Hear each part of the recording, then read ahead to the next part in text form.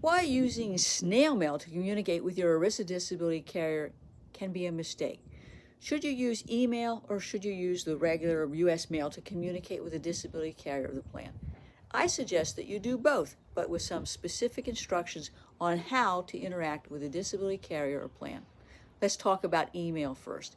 If you're going to communicate with a disability carrier plan, CC yourself and make sure you copy all the attachments that you may have been sending them, and then run it off. You want a hard copy in your own file of what you may have sent them. And of course, ask for that receipt.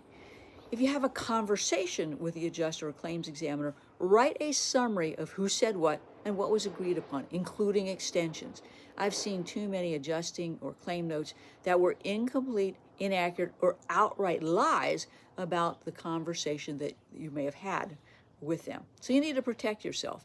Follow up with any resubmission of information or forms that was discussed in the course of the call and ask them to confirm the receipt. Ask them if they need any more information and keep a copy of everything you sent them, because if they say that you didn't get it, then the next thing you're going to have to do is to send things certified mail, return receipt requested. So let's talk about that. I'm not necessarily a fan of snail mail unless I'm sending in my initial application or appeal. Then we send it in a box. But if you are sending them material or forms, you want to generally send it to them certified mail, return receipt requested, particularly if they're playing that "we didn't get it" game. And in that letter, you want to list all the things that you're enclosing.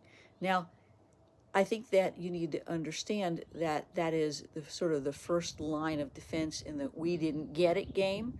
And if they don't fix the "we lost it" game, and you have to send it a second time, I suggest that you consider sending it FedEx. I know that that's expensive, but at least you're going to get a receipt, and you'll know in fact that they got it. And that's just another piece of evidence that you can submit to say, look, I sent it electronically, I sent it snail mail, and I sent it via FedEx.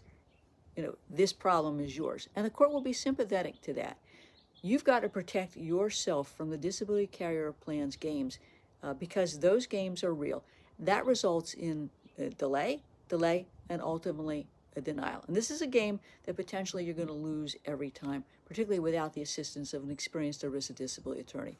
So this is how you should be communicating with an ERISA disability carrier plan.